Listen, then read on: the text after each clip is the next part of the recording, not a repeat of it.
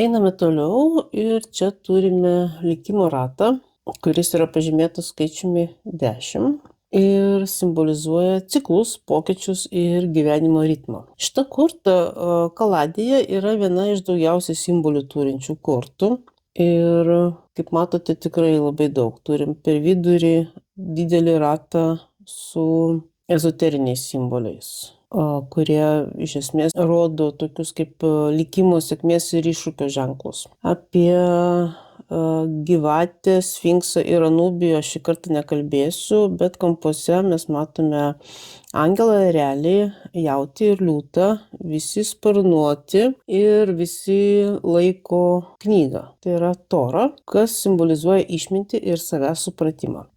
Iš esmės ši korta tai kvietimas priimti gyvenimo kaitą. Kartais pakilame į visiškas aukštumas, o kartais krentame visiškai žemyn į duobę. Ir likimo ratas mus moko to, kad viskas yra laikina. Tiek iššūkiai ir nelaimės, tiek sėkmė ir džiaugsmas. Viskas nuolat sukasi, viskas nuolat banguoja, viskas nuolat keičiasi. Tai korta apie sąmoningumą ir gebėjimą pasinaudoti gyvenimo ritmu. Ir jei iki šiol buvusios kortos, apie kurias aš kalbėjau, kalba apie tai, ką mes galime valdyti, tai likimo korta kalba apie tai, kas nuo mūsų realiai visiškai nepriklauso ir yra nesuvaldoma. Tad toks kaip ir patarimas būtų, kad vietoje to, kad tiems pokyčiams mes priešinamės, tai geriau yra tiesiog judėti kartu su jais. Ir tai lieka atverti savo protą tam, kas slepiasi už nežinomybės ir už mūsų pačių valios.